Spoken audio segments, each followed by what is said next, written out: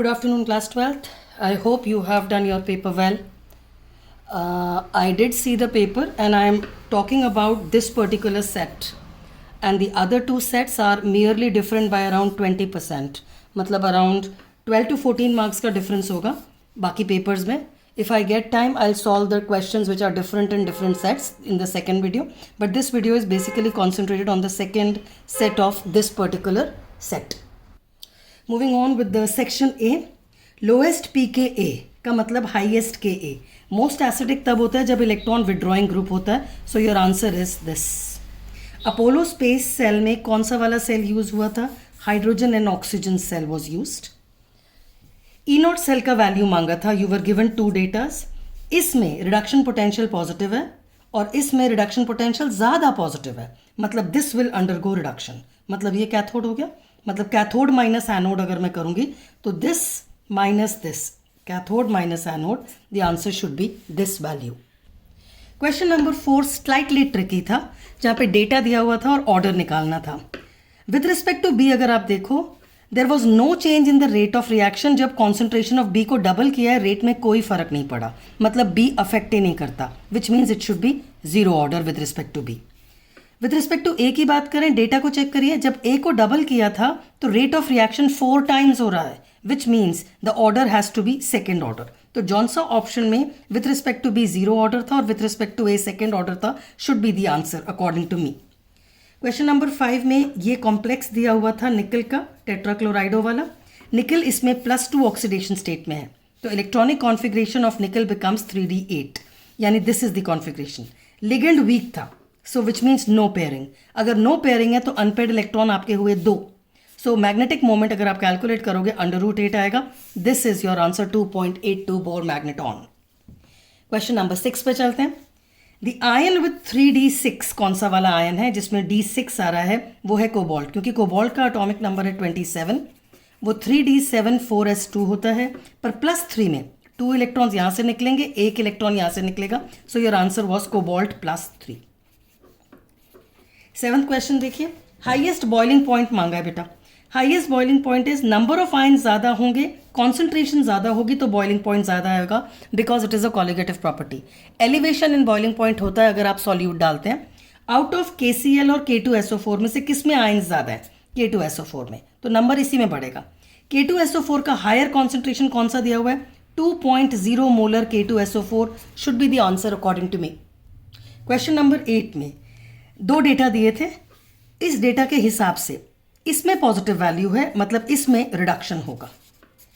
इसमें रिडक्शन नहीं होगा because the value was negative. अगर इसमें रिडक्शन होगा तो E0 सेल कैलकुलेट करते हुए cathode minus anode, cathode minus anode करेंगे तो this value should come out to be 0.91 volts.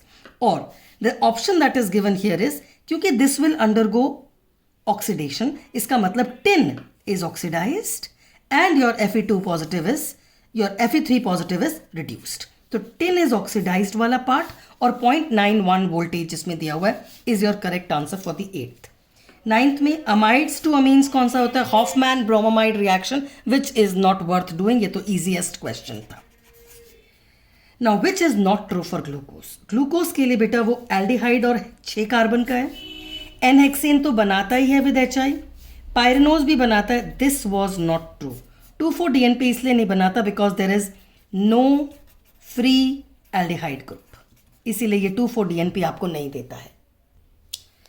11th question में which alcohol will not give oxidation? तो it has to be a 3 degree alcohol जिसको oxidise नहीं कर सकते. 1 डिग्री को oxidise करते हैं तो कार्बोक्सिलिक एसिड बनता है. 2 डिग्री को ऑक्सीडाइज करते हैं तो कीटोन बनता है.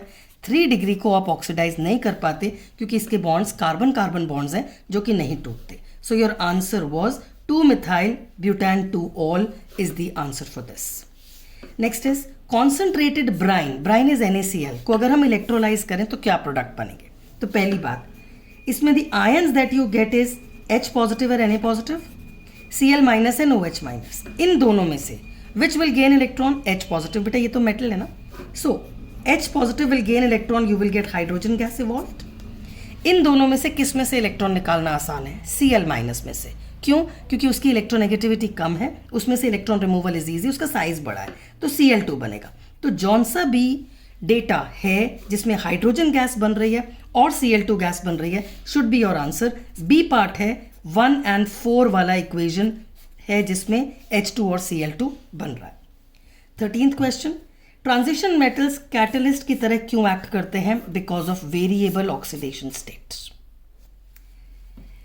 नाइट्रोबेंजीन को एनिलीन बनाने के लिए what you can not use is lithium aluminium hydride. Question में 4 ऑप्शंस थे, tin HCl, iron HCl, hydrogen nickel, of course expensive है पर यूज कर सकते हैं। What you can not use is lithium aluminium hydride. ये बहुत स्ट्रॉन्ग रिड्यूसिंग एजेंट है, इसलिए it converts your nitrobenzene into azobenzene, so we do not advise this.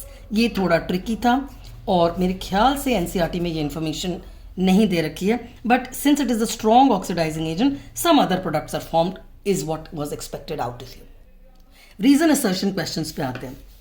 Vitamin C can not be stored in the body, that's true, क्योंकि ये water soluble है। Assertion तो ठीक था। Vitamin C is fat soluble is the wrong part, मतलब assertion is correct but the reason is a wrong statement. तो मेरे ख्याल से सी वाला ऑप्शन बैठता है। You can check it from your data. Second वाले में half life is the time to reduce reaction to half, ये बात तो सही है, हाफ लाइफ में रिएक्टेंट्स हाफ हो जाते हैं। T half time taken gets doubled अगर आर डबल हो जाए। अगर कॉन्सेंट्रेशन आप ज्यादा कर देंगे तो time taken for it to reduce to half double हो जाएगा, is a wrong statement. For example आपके पास you have first order reaction, first order reaction में t half is equal to 0.693/K, ये तो रिएक्टेंट पे डिपेंड ही नहीं करती, विच मीन्स अगर आपका अमाउंट ज्यादा है तो टाइम टेकन जो है वो भी डबल हो जाएगा। I doubt in this, so this should not be correct. 17th question, bromination of benzoic acid will lead to a meta nitro product and this is correct. meta nitro product क्यों होता है? क्योंकि COOH increases electron density at the meta position, it is correct. इसका option A होना चाहिए। EDTA is a hexadentate ligand, yes, 6 coordinate bonds बनाता है, the coordination number is 6, जिसमें से 2 तो नाइट्रोजन है और 4 ऑक्सीजन फ्रॉम टेट्रा एसीटेट है, यानी this should also be A. Subjective section की तरफ चलते हैं। क्वेश्चन नंबर 19 में which out of them is not a ligand में अमोनियम आना चाहिए, because there is no lone pair on nitrogen. Linkage isomer का नाम मांगा था, जो आइसोमर लिखा हुआ है उसका नहीं, तो लिंकेज आइसोमर का नाम में पेंटा अमीन डबल एम लिखना था, nitrito O, cobalt 3 chloride is your answer. This was an easy question. Phenol versus cyclohexanol, ये मैं नहीं कर रही हूँ, एसिडिटी एटसेट्रा कंपेयर करना था। This is a direct question. Next was you have to give the amphoteric component of the sulphanilic acid. तो sulphanilic acid में से H is lost by this HSO3 and NH2 takes the H at the lone pair. So this is how you form the amphoteric ion from this particular salt. How can you protect the aniline?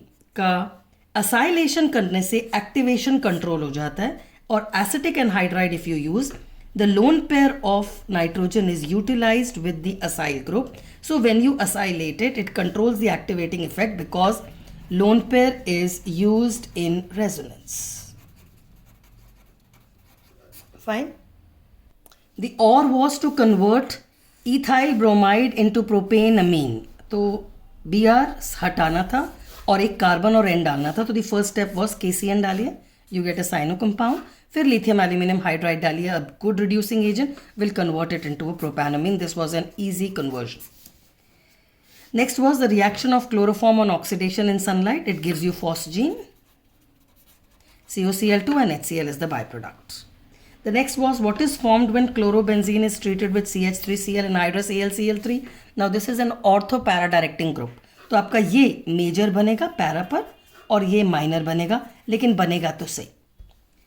Next was के का value और activation का value temperature से कैसे affect होता है। Now activation energy तो बेटा इंडिपेंडेंट ऑफ टेम्परेचर है। If the temperature is increased, collision increase, but the temperature increase करने से सिर्फ कोल्यूजन बढ़ते हैं, the amount of energy needed for the product formation does not change, that remains constant. Reaction rate constant की बात करते हैं. Rate constant is directly dependent on temperature according to the Arrhenius equation. K is equal to A e to the power minus EA by RT. So it does depend directly on temperature. So अगर temperature बढ़ता है तो rate constant भी बढ़ता है. 24th question में what are the sign of E naught cell and delta G naught for a spontaneous redox reaction? Spontaneous reduction में E naught की value positive होनी चाहिए for a working scale और delta G naught cell की value negative होनी चाहिए for a spontaneous cell. सिर्फ sign पूछा है, no explanation. Nernst equation का एक question दिया हुआ था. Iron Fe2 positive 0.01 molar, H positive 1 molar and this. अब इसमें Nernst equation लगाएंगे तो E cell comes out to be E naught cell जिसका वैल्यू आपको प्रोवाइडेड है माइनस 0.059 बाई n की वैल्यू यहाँ पे 2 पॉजिटिव चार्ज है, यहाँ पे 1, सो मल्टीप्लाइड बाई 2 करेंगे तो n की वैल्यू 2 आ गई. लॉग ऑफ प्रोडक्ट ये रहा, रिएक्टेंट ये रहा, पर टू द पावर 2 लगाना नहीं भूलना था. ऑफ कोर्स पावर 2 से फर्क नहीं पड़ता क्योंकि 1 की पावर 2 आ रही है तो 1 की पावर तो कुछ भी हो तो रहेगी. So your log term becomes 0.44 minus 0.0591 by 2 log of 10 to the power minus 2. Now log of 10 to the power minus 2 is minus 2, तो माइनस 2 और 2 ये कट जाएंगे और माइनस माइनस पॉजिटिव हो जाएगा. So this is my answer that I could get and I am hoping that this should be the right answer. Question number 25.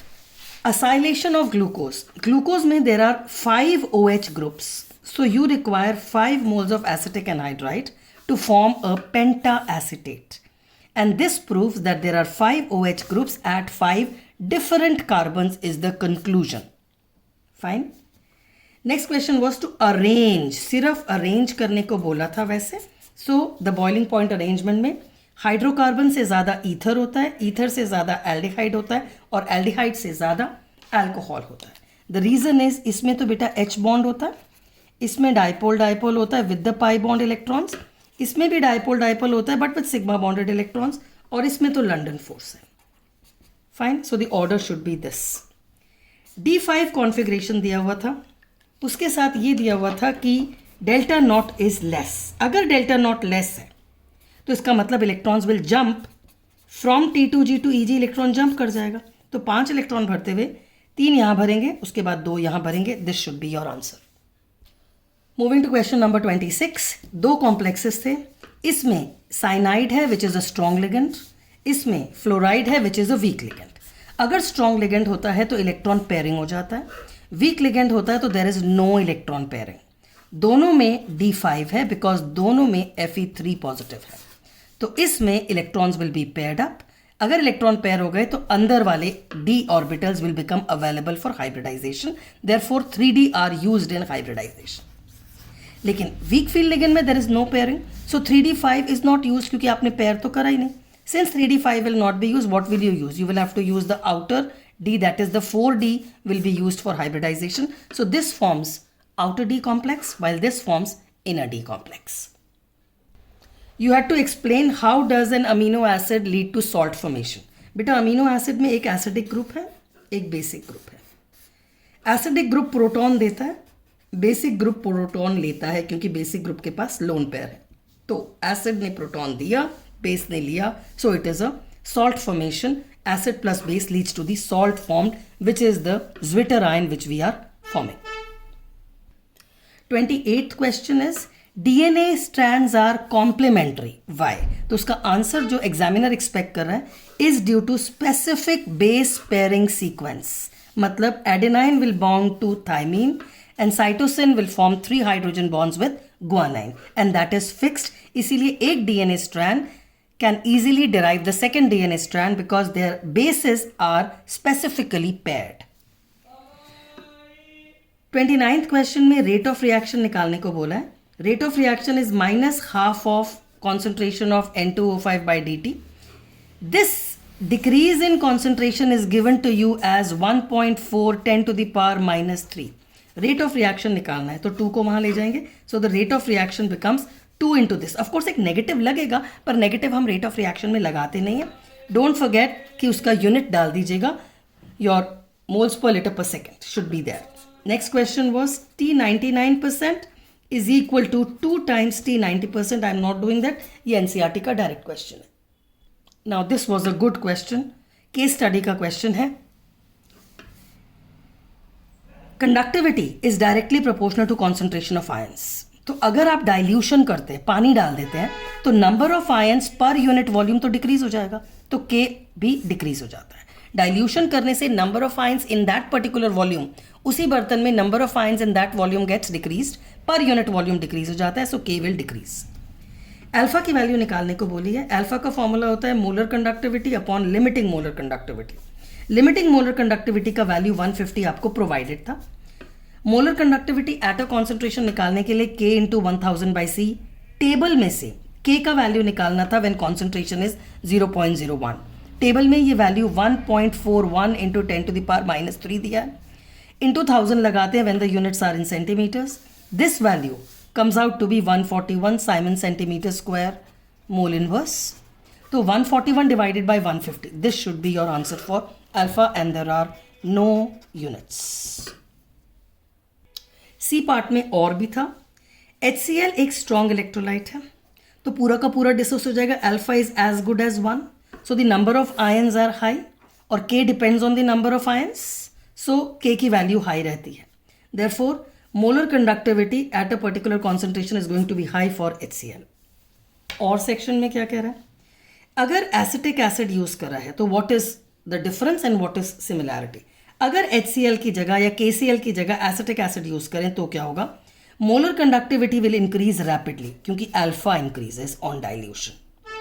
Conductivity is directly proportional to concentration of CH3COOH, जो कि कम है, इसमें ions कम है तो values इसकी लो रहेंगी, लेकिन it is a weak acid, therefore alpha is less, therefore K के values are lesser than KCl. Conductivity values will be less than KCl, लेकिन molar conductivity will increase more as compared to KCl. So this is the difference, and you would have your, this is the advantage and this would be the similarity and the difference.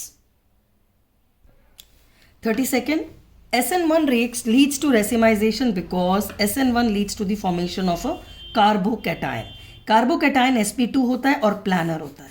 क्योंकि planner होता है तो आपका nucleophile ऊपर से as well as नीचे से attack कर सकता है। Therefore you get two products, one is inverted, one is retained, and that is called as a racemic mixture. Ethanol is less polar than water. Ethanol में बेटा ये R ग्रुप लगा हुआ है और R ग्रुप का इंडक्टिव इफेक्ट होता है जो कि ऑक्सीजन की तरफ इलेक्ट्रॉन पुश कर देता है। इलेक्ट्रोनेगेटिविटी ऑफ ऑक्सीजन कम हो जाएगी because oxygen is getting electrons from the R group due two plus I effect. So the OH bond will be less polar क्योंकि इलेक्ट्रोनेगेटिविटी कम हो गया ना, oxygen is getting supply of electron from the ethyl group. यहां पे ऐसा कुछ नहीं है, so this is more polar, this is less polar. SN2 में ऑर्डर पूछा हुआ था, NCERT का क्वेश्चन है, दोनों 1 डिग्री है, लेकिन this is bond dissociation energy is low, ये वाला बॉन्ड वीक है तो ये रिएक्ट फास्टर करता है। सो SN2 मैकेनिज्म हो चाहे SN1, ये रिएक्शन फास्टर करेगा than this because CI bond is weak. इन दोनों में this is a 2 degree halo compound, this is a 1 degree halo compound. 2 degree में SN2 मैकेनिज्म में there is steric hindrance, so the answer should be this, should be faster SN2 than 2 degree. 1 degree में reaction faster होता है। Question number 33 boiling point का question है। Aldehyde और ketone के मुकाबले कार्बोक्सिलिक एसिड का बॉइलिंग पॉइंट हमेशा ज़्यादा होता है। एग्जामिनर क्या एक्सपेक्ट कर रहा है, boiling point is directly dependent on intermolecular force of attraction. Carboxylic acid में intermolecular force of attraction is hydrogen bond which is strong, but aldehyde और कीटोन में intermolecular force of attraction is dipole dipole which is comparatively weak, so the boiling point is higher for carboxylic acid because of the presence of OH in case of carboxylic acid. ये अच्छा question था। C5H8O ने undergoes Wolff-Kishner reduction to give you a pentane. हाइड्रोक्सिलअमीन के साथ डाइऑक्साइन, इसका मतलब there are 2 such groups. NaOH और I2 आइडो form दे रहा है, therefore there is a methyl ketone group also. इस बेसिस पे इसका आंसर जो आना चाहिए था वो होना चाहिए था 1 2 3 4 5 में से। एक हुआ ये बिकॉज टॉलरेंस टेस्ट भी दे रहा है, और एक हुआ ये क्योंकि ये आइडो फॉर्म भी दे रहा है। This should be your compound. 1 2 3 4 5. So it is 1 2 3 4. 4-oxopentanal is the compound which should be the answer to this particular question. C5H8O का ये आंसर होना चाहिए था. 33rd में और क्वेश्चन था. Alpha hydrogens of an aldehyde are acidic. अब aldehyde में पाई बॉन्ड है, oxygen pulls the electrons. This carbon becomes electron deficient, it pulls the electrons from this carbon by inductive effect, and then this carbon pulls the electrons from hydrogen. So your hydrogen becomes electron deficient and it moves out as H positive. All due to oxygen pulling the electrons from carbon. The pi electron is pulled by oxygen, leading this alpha hydrogen to be acidic. Similarly, in case of ketone also, oxygen will pull the electrons and these two carbons will give the electrons, so your hydrogen can easily be lost as an H positive. The adjacent carbon becomes electron deficient, so it pulls the electrons from the H bond and the H is released as H positive, so it becomes acidic. This was a good question. C4H8O2 on hydrolysis gives you two product. अब इसमें बेटा ना Tollens था ना फेलेंस था, ऐसा कुछ नहीं दे रखा था. It was an ester. दो कार्बन दो ऑक्सीजन है ना, तो वॉज एन एस्टर. इनमें से एक कार्बोक्सिलिक एसिड होगा और एक अल्कोहल होगा, लेकिन लिखा हुआ है C changes to B on oxidation, मतलब ये अल्कोहल होना चाहिए और ये कार्बोक्सिलिक एसिड होना चाहिए. आगे बढ़ते हैं. B का सोडियम सॉल्ट लें तो वो सोडा लाइम से मीथेन बनाता है, मतलब एक कार्बन कम हो जाता है. अब अगर ये एक दूसरे से बन रहा है, 4 कार्बन है प्लस, इस हिसाब से आंसर होता है CH3CH2OH is the answer for C. CH3COOH is the answer for B. ये रिएक्शन लिखनी चाहिए थी. CH3COONA will change to methane if you treat it with soda lime. Boiling point की बात करते हैं. B और C में से बॉइलिंग पॉइंट किसका ज़्यादा होगा? बॉइलिंग पॉइंट कार्बोक्सिलिक एसिड का ज़्यादा होगा, क्योंकि उसमें हाइड्रोजन बॉन्ड ज़्यादा होता है देन अल्कोहल. इसमें 2 ऑक्सीजन है, डबल बॉन्डेड ऑक्सीजन है, there is extensive hydrogen bonding, so B का बॉइलिंग पॉइंट सी से ज़्यादा होना चाहिए. Moving on to the 34th question. Boiling point पूछा था 1 मोलर NaCl है और 1 मोलर ग्लूकोज है. तो बेटा NaCl इलेक्ट्रोलाइट है, Na पॉजिटिव और Cl माइनस देगा, यानी this will dissociate, your number of ions will increase, I factor is 2. इसमें there is no dissociation, I factor is 1. Elevation in boiling point is I kBm. तो अगर I ज़्यादा होगा तो elevation in boiling point होगा, तो boiling point ज़्यादा होगा. कॉन्सेंट्रेशन दोनों का सेम है, ये तो सेम है, KB भी सेम है बिकॉज देर एक्वस सोल्यूशन. तो 1 molar NaCl will have a higher boiling point than 1 molar glucose is the answer, is related to I factor. Colligative property depends on number of solute particles and the number gets doubled in case of NaCl. The second question was vapor pressure reduces to 90%. तो शुरू में 100 होगा, 100 minus 90 by 100 left hand side हो गया. Relative lowering in vapor pressure is equal to your mole fraction. But इसमें हम dilute solution assume करके क्या करते हैं, moles of solute upon moles of solvent. So WB by 50 दिया हुआ है आपको, molecular mass of the solute. Weight of benzene 78 है और उसका मॉलिक्यूलर मास भी 78 है. इजी कैलकुलेशन था and my according to me the answer should be 5 grams. एक और पार्ट था न्यूमेरिकल का जिसमें एलिवेशन इन बॉइलिंग पॉइंट निकालना था. I factor because it was MgCl2, number of ions is 3, I factor 3 आप नॉर्मली भूल जाते हैं. Kb का वैल्यू गिवन था. Amount of MgCl2 given was 10 grams. Molecular mass of MgCl2 95 भी गिवन है. Weight of water was 200 grams और 1000 आपको लगाना है क्योंकि आपको उसको केजी में करना होता है.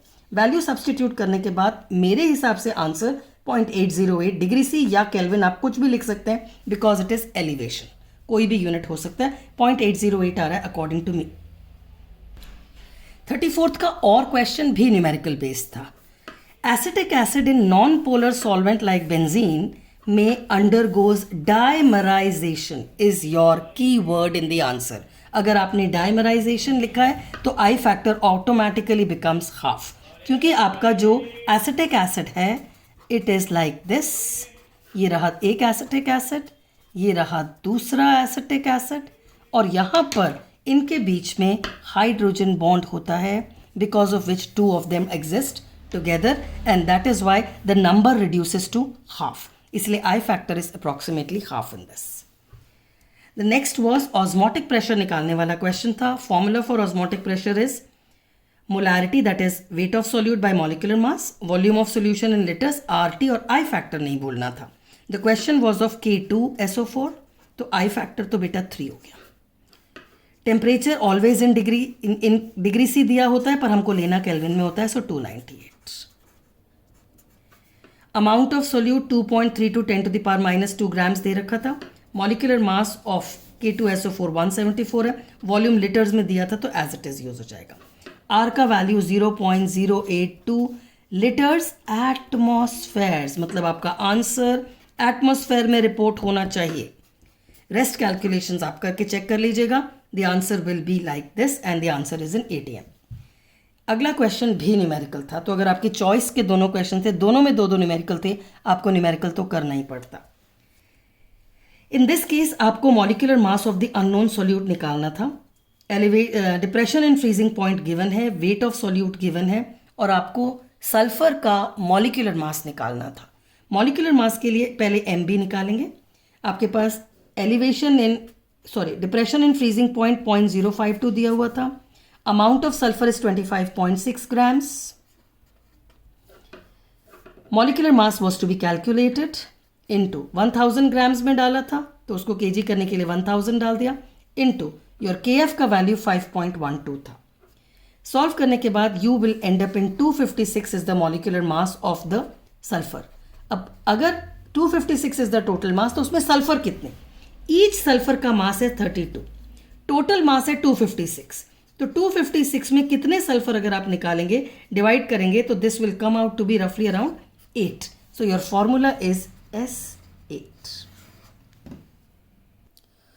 The last question, and it did not have a choice. अगर 4s2 3d3 है, तो what is the common oxidation state expected? ये तो बेटा यूज होगा ही, और ये 3 भी यूज होंगे. So the oxidation state expected is +5. KMnO4 को हीट करो तो क्या बनता है? Please check your NCERT.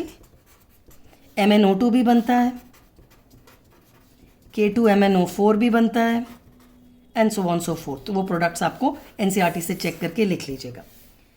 Zinc का एंथैल्पी ऑफ एटमाइजेशन कम है, और उसमें वीक उसका स्ट्रक्चर है, इज बिकॉज 3d10 4s2 है. मेटालिक बॉन्ड बहुत वीक है, इसलिए उसका एंथैल्पी ऑफ एटमाइजेशन भी कम है, मेल्टिंग पॉइंट भी कम है. Only electrons that participate in the metallic bond are 2 electrons of 4s. 3d2 participate ही नहीं करता because it is stable. Electronic configuration दिए बिना आंसर एक्सेप्ट नहीं होगा. Copper plus changes into copper 2+ with water, जबकि बेटा copper plus is 3d10, it goes to 3d9, and what is the reason behind it? Copper 2+ में size छोटा हो जाता है और चार्ज ज्यादा हो जाता है. इसका मतलब चार्ज अपॉन साइज का वैल्यू ज्यादा हो जाता है, इसलिए हाइड्रेशन एंथैल्पी ज्यादा हो जाती है. So hydration energy stabilizes the copper 2+ in water. Second electron निकालना, आयनाइजेशन 2 इज हाई. 3d10 में से एक इलेक्ट्रॉन निकालने के लिए ionization energy is high, but hydration energy compensates for the high ionization energy, and the 3d9 becomes stable. Copper 2+ is stable in aqueous medium. Actinoids में oxidation state ज़्यादा होता है, because actinoids use up 7s के electrons, 6d के electrons और 5f के electrons. सबके electrons use करते हैं because the energy gap between them is very less. So they all participate in bonding. अगर इतने सारे इलेक्ट्रॉन्स पार्टिसिपेट करेंगे तो there will be a large amount of variable oxidation states. With this, I come to the end of this particular question paper that I have solved for you. I hope you do very well. I will try to upload the video, another video where I'll do the other questions which have been asked in the other papers. But as of now, I'm not promises. Majorly, 85% of all the papers I've already done. And you can have a look at this particular part to check in your paper also the 85% questions. A big thank you to each one of you for staying connected. All the best. Do very well in life. Forget chemistry. Attack physics. Bye.